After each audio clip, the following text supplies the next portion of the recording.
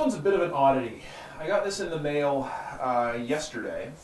It's something I ordered off of eBay that I didn't actually know existed, and I have no idea what quality is going to be like.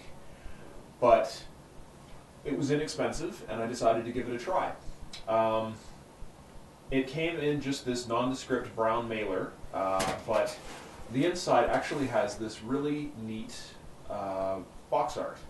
So this is the Astray red frame backpack unit, the subflight unit for the Real Grade Astray series. Let's take a look. Oh, hey. Free gift. Too bad I don't really care about Angry Birds. Everything came wrapped in these two packages of bubble wrap. Let's take a look at the contents. Inside the bubble wrap are two separate bags of runners full of parts.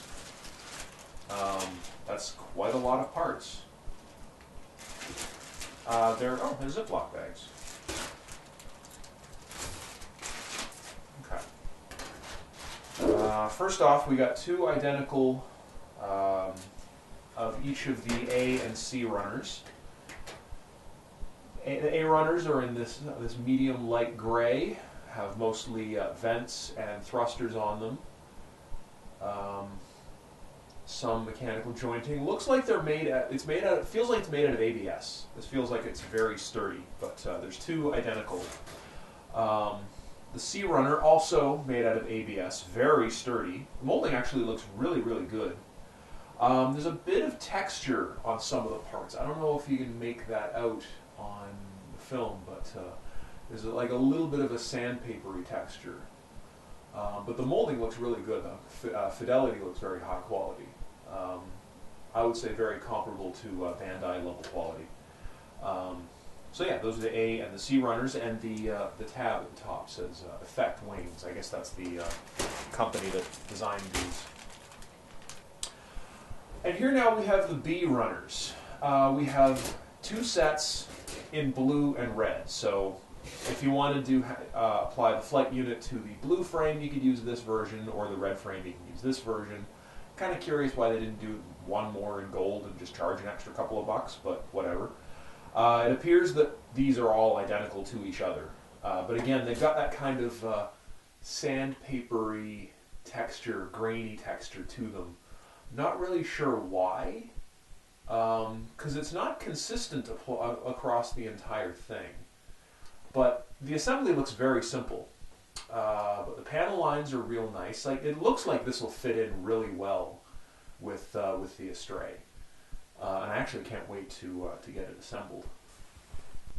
And finally, we've got the D runner, which has just some more mechanical parts. There's a hand grip, looks like for a shield. Not sure why. Some ball joints, a little fin, some engine housings. Yeah, assembly looks like it'll be very simple, very straightforward, and it probably just swaps in directly for the Astray's backpack. Not sure if it would still use the full flip-down armature, or if you would pop that entire thing out and lock this thing directly into its body. Incidentally, there's a slide mold opening right here, so there's a nice slot molded right into the side of the part. That's a nice touch. So yeah, overall, I'm very, very impressed with the quality of these parts. My only issue would be kind of the sandpapery texture. I'm not really sure why they would do that, but if I'm going to paint this, it won't be too hard to eliminate that. Light coat of primer and some fine grit sandpaper will get rid of that, no problem. And finally, the instructions. I usually stay away from bootleg stuff or knockoff stuff, but this one kind of is filling a niche that Bandai isn't. So that's kind of how I justified it. But most bootleg stuff that I've seen typically tends to avoid the use of the word Gundam. Like Daban Model or Dragon Momoko will call their stuff like you know, for the Freedom Gundam would be like the Freedom Fighter or the Justice Fighter, or just would just leave out the word entirely. It would just be like the Freedom or the, Unicorn or whatever. But instructions fairly simple. Looks like a single fold-out page, all black and white. Not overly complicated. I could probably assemble this in about 20 minutes. So you got your parts list with indications for how many of each runner. So you've got two each of the white, grayish runner, two each of the red and blue, two each of the black, and a single of the extra black. Assembly begins with one of the vents, and then the booster units, more booster units, and then finally on the wings, and final assembly. And it looks like, the backpack, like the standard unit backpack actually remains in place. It just flips down. So if the Astray were to detach the backpack unit, the flight pack unit, it would still have the standard backpack. It would just fold back up into the standard position. And that hand grip was not for a shield. It's actually a handhold so that the Astray can support itself as the flight unit is flying on its own. Which I have seen the animation, or part of the animation anyway. I have seen an episode where it does that. So that is canon as a function that this thing can do. So I'm kind of super keen on this. I have an extra Astray red frame, so I know now what I'm going to do with it.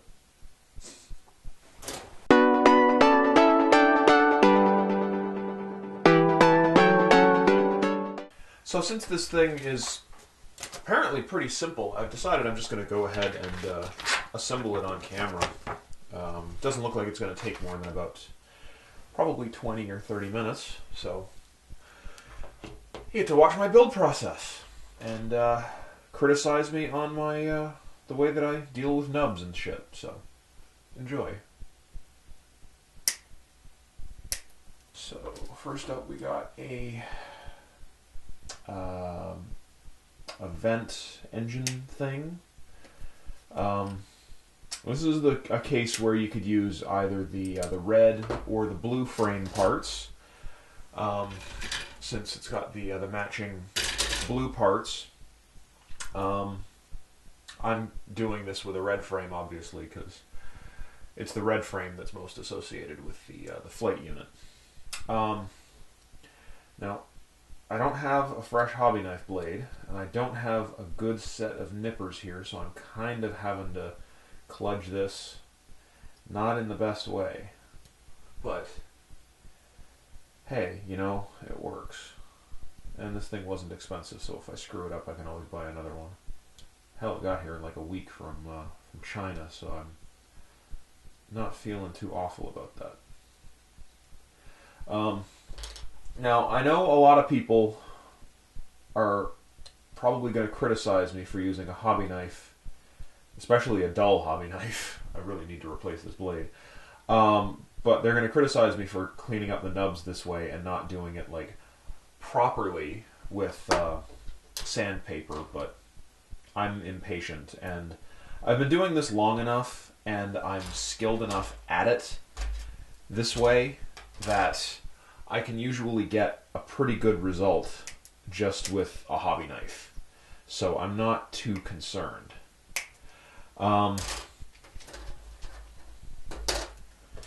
That said, I always leave, when I do trim off with a hobby knife, I always leave it a little bit rough so that in the future, if I opt to paint the model,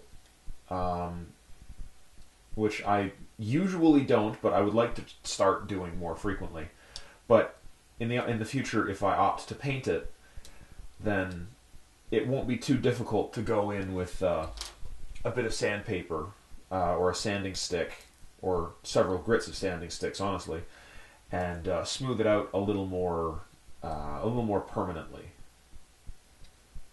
This is just a technique that's worked well for me.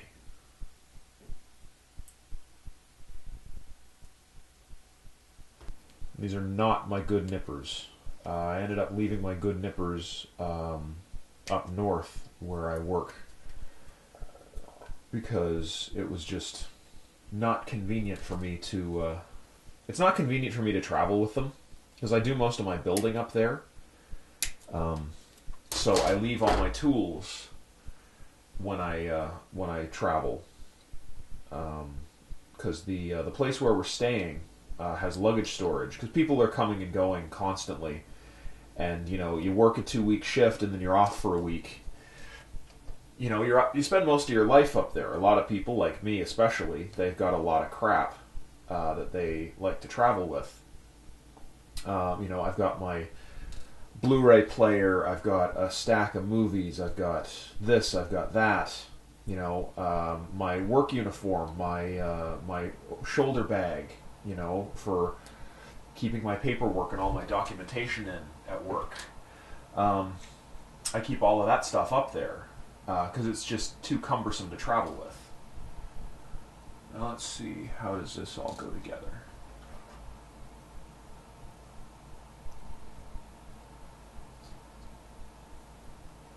Alright, so that's one thruster unit hinged and assembled, and parts fit looks really good so far. Now I'll move on to the other one. But like I said, I keep so much of my stuff up there because it's just too troublesome to travel with. I end up, I have 2 suitcases that I fly with, one of which is usually full of Gundam models, because I usually bring, 3, 4, 5, just to do like straight, simple builds on. Just something to do to keep my hands busy while I'm up there, because we get a lot of downtime in the middle of the day, and there's only so many naps you can take, and only so much Netflix one can watch. So it's been very productive. I've built pretty much the complete series of Real Grade kits over the past year. I've built a dozen master grades. Hell, I even built a perfect grade. Usually I have to, if I'm flying up, I have to unpack them from their boxes, and I have a big, one of those armored hardshell suitcases, so nothing gets damaged. But there's still always a little worry that something's gonna, get broken. But so far, nothing's gone wrong. I haven't lost anything.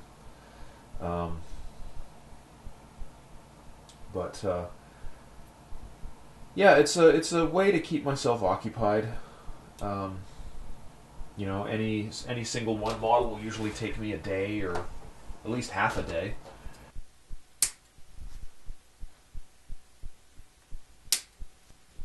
Now I know what you're going to say, working like this, rocking a knife blade back and forth with my thumb right there, I'm going to slice my thumb up. Well, yeah, I know. I have done many times. Sometimes pretty deeply. I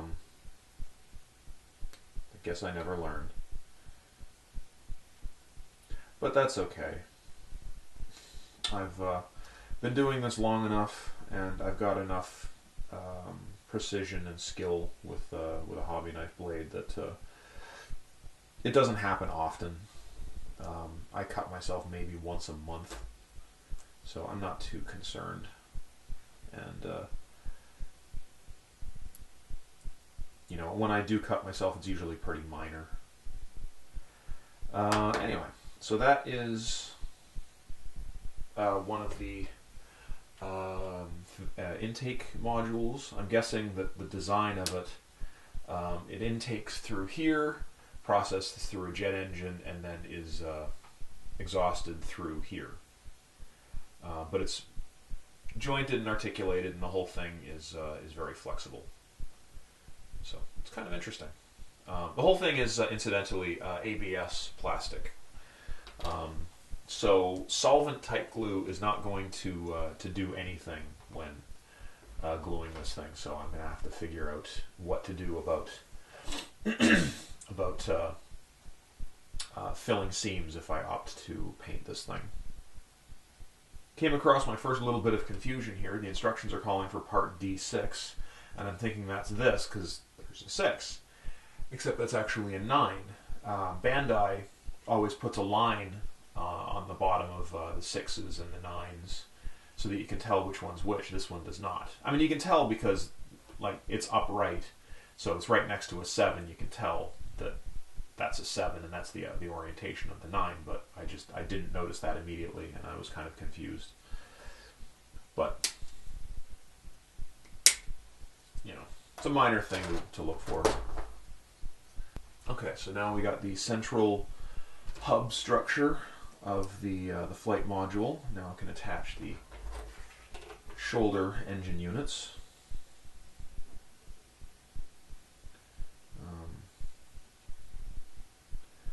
So yeah, all right. So those are fully articulated and very surprisingly posable. So that's the upper deck of the flight module.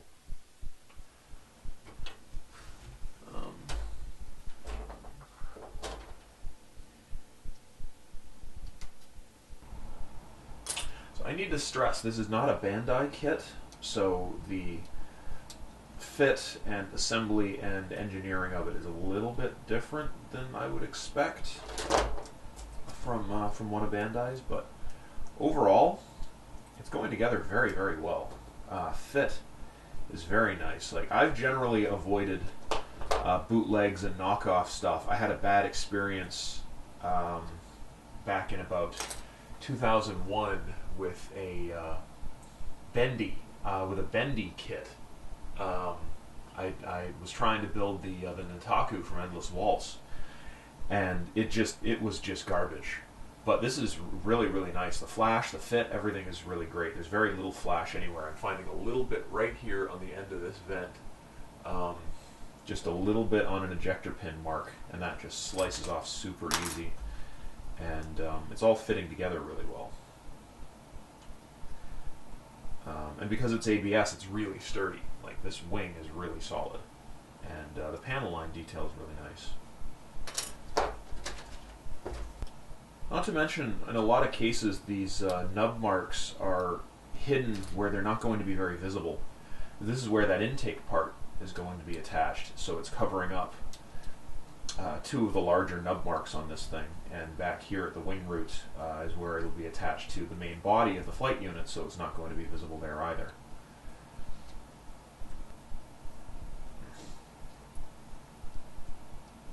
Oh, a little bit of flash on this one in the same spot, but nothing to worry about. These pegs are actually really snug. I'm actually a little bit worried because they're quite fine. They might snap, but so far not. I just had the first case of a part having a sprue connection coming loose in the package. This bit right here was busted loose before I had a chance to nip it. So ABS is generally pretty sturdy, and these nubs are pretty solid. They're not super fine. They're not really thick either. They're very sturdy. So I'm not too concerned that any other parts are going to come loose. So yeah, now we got the wing hinge. Now that'll snap onto there and then peg into this, which will mount onto a lower fuselage part shortly. I'll just do the other half. I'm not sure if I was just more careful this time, but in this case, this nub did not actually come apart on its own. So that's nice. So that was just an isolated incident. Might have just twisted when I trimmed the other nubs off with my nippers. There was a nub right here, and I've always been nervous about nubs on like the concave curves, because it's very easy to not follow the contour of that curve with a hobby knife. It's very easy to dig in where you shouldn't and take off more plastic than you should. But came out pretty nice in this case. So yeah, now that's two main wings, which, as I recall from the animation, are designed to detach. So these, I guess, remain attached to the body while these can slide off. They're also fully hinged and articulated. So, set those aside. Yeah, I'm really impressed with the quality of this plastic. These nubs are trimming off really easy, and everything is very sturdy. I'm not sure what company this is that made this, but I gotta commend them. They did a hell of a job. If there's anything I would have changed about this thing, if I were designing it myself, it would have been the slight textured plastic. I'm not super into that. Because yeah, it's got that kind of sandpapery texture that I'm not really into, rather than just straight smooth. And I wonder if that's just, you know, maybe their budget wasn't high enough. Maybe, like, you know, the natural state of a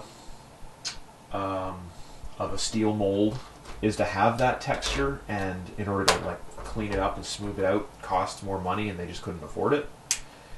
But for whatever reason, oh, there goes one. That one just dropped off on its own. After I trimmed off two nubs, the third one just let go, and likewise with that one. But yeah, like the slight sandpapery texture is something I'll be able to deal with myself if I decide to paint it. Hit it with a light primer and then just a light sanding. We'll take care of that pretty easily. But that's if I decide to paint it, which, being that it's a real grade kit, I don't know, I might not. Especially a real grade Astray, since the frame is in multiple colors. It'd be very difficult to airbrush, because you can't disassemble it. So, I don't know, I gotta do some research and see how other people are doing that. I'm excited to be doing a build video again. I haven't done one of these in a really long time. I honestly don't remember the last time I did one. It was probably, oh god, close to a decade ago. Very inception of this channel. I think I did the RX-78 version 2.0 as like a multi-part build-up series, like 2009 maybe? So yeah, that was a while ago. I did get started on the build of my P51, the 32nd scale kit back in probably 2010 or 2011, but never finished that, and I would like to. I still have it. Now the question is, do I have all the parts still? But that's something I'll survey. It's all out in the garage. And if I don't, well, whatever, you know. I can improvise, or, I don't know, scrap it maybe. Replace it. It's not that expensive. Okay. Just be, from the looks of it, part of the lower engine, articulated engine venting. Now moving on to the second side of the instruction page. So, getting close to done. It's going to be just a lot of little add-on bits and then final assembly. And that is the first empty runner.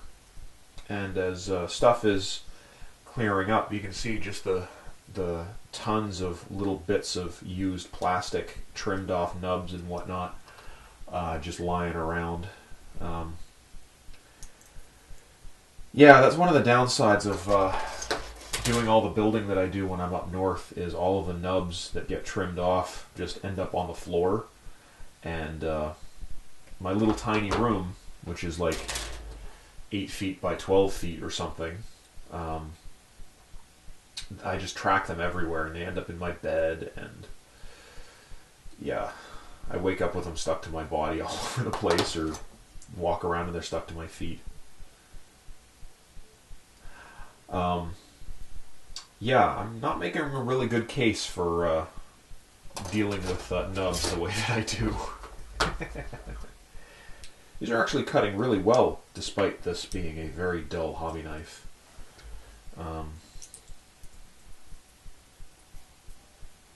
Ooh, got an interesting little, I don't know if that's an imperfection in the molding. There's a black spot right there. I'm not really sure what it is. Looks like kind of a burn mark. Never seen that before on any model, honestly. But so far it's been the only imperfection I've found. So I'm not too concerned about it. And the actual molding looks fine. It's just a discoloration, so it's a little peculiar. Okay, so this is actually a little bit loose. That might have to get glued, but yeah, because this kind of pops out every now and then as you're trying to articulate it. But it does shift around on 2 hinges, so it can snug up nice and tight or extend out and kind of flex a bit. So you can get some really eccentric thrust vectoring in there. And we're getting into some of the last bits. We're building the central hub module now. So this is going to mostly clear up runner D, I think. Really wishing I had a set of God hands or a better pair of nippers right now. These ones are really stiff and not very precise. I think I paid like $12 for them. They were just a pair that I bought because I couldn't find my good ones while I was home one weekend. Yeah, because like I said, I keep my good tools up north because it's where I do the bulk of my building. So I don't have, you know, a complete set of assembly tools here. But that's fine. It's been effective for me thus far. Now, I have big sausage fingers, and sometimes fitting little tiny parts. That's been the downside of working with the Real Grade series, is they often have such tiny, tiny, tiny parts that my big fingers are hard to work with. And this little space where this has to go is not being very helpful. Probably because I'm trying to put it in backwards. The instructions are a little bit vague. I shouldn't say they're vague, they're printed at a weird angle. The angle of this part on the instructions was like almost straight on, so you couldn't really tell which angle it was pointed. So I was trying to insert these backwards because I thought it was facing angled away from me as opposed to angled towards me. But hey, I got it, so yay. Yeah, the other lousy thing about these nippers is that they're not very sharp, so they tend to snap the nub. Like, they compress it until it kind of breaks rather than cutting it. It's kind of a brute force method rather than finesse. Good set of really fine blade nippers. You almost don't even need a hobby knife or any other kind of cleanup afterwards. Let's see. We got our thrusters getting into the home stretch here.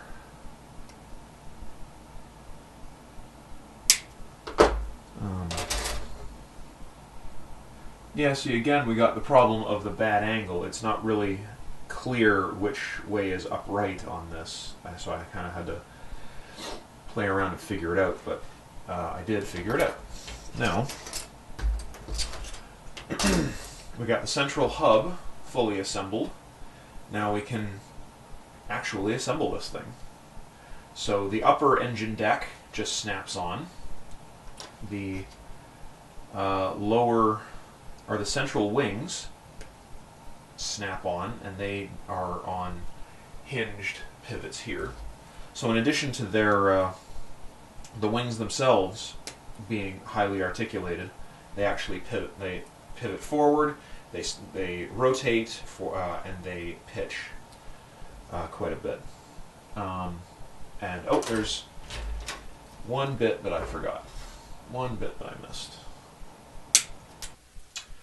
And that is the assembled flight unit. So the upper thruster pods, they rotate and are hinged in multiple places for a wide variety of thrust vectoring options. The wings themselves, they can pivot back, they can rotate, and they can angle up and down at their roots. And the lower boosters are mounted on ball joints and are hinged like similar to the top in multiple places for thrust vectoring. This thing has quite a lot of engines on it. It's got the two main boosters in the back, and each wing has an engine in it as well. So plus these two large boosters on the lower pods. So it looks like this thing is able to put out a lot of thrust.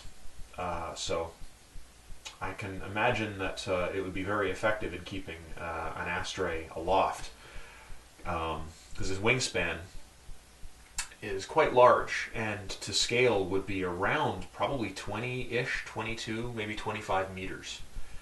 So quite large. So yeah, now with that out of the way, let's fit it to the Astray and see how it looks.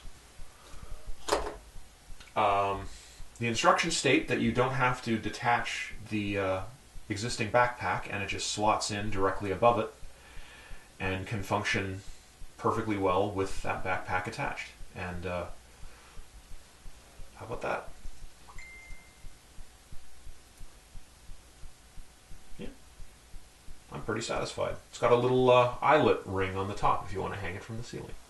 Though I'll be displaying it on an action base of some kind. So yeah, I'm pretty satisfied with that. Some of the joints are a little bit loose. They'll need some tightening up, but that won't be difficult. A little bit of nail polish or maybe some future floor polish or something will work well to snug everything up so it's not quite so loose. But it fits well with the design of the Astray.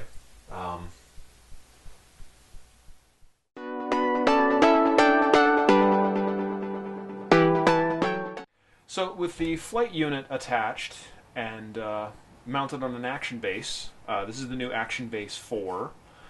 It looks pretty awesome.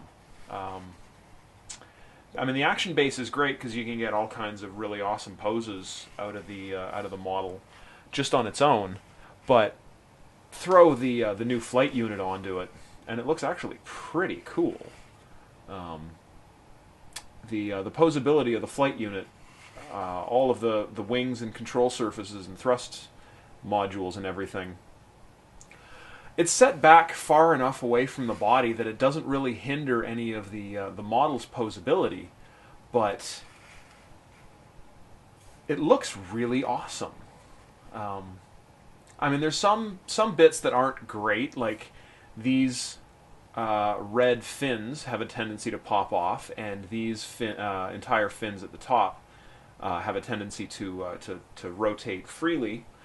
In addition, the instructions were a little bit incomplete. This little loop here on the top was not mentioned anywhere in the instructions. I had to infer where it went based on the photos in the box.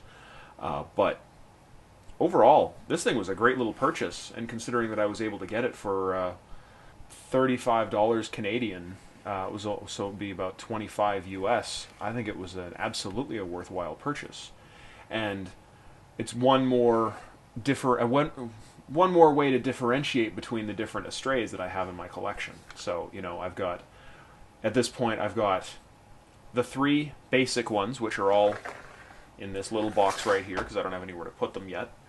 I've got now the red with the flight unit, and I've got the gold frame Amatsu Mina. Now all I need is the blue frame second L, and I've pretty much got all of the second phase Astray types, and I'll be able to put them all on display together, and they'll all look rad, and I can't wait. So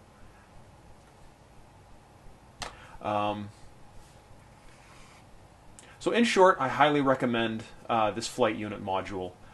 It's not expensive, It's nicely detailed. It doesn't clash with the design of the model, apart from the slight sandpaper texture to the model parts, which is easily solvable with a little bit of sandpaper and some patience. And even if you don't, you know what? Screw it. You can leave it, and it's not going to hurt it. I dig it. Absolutely worth it. Total thumbs up from me.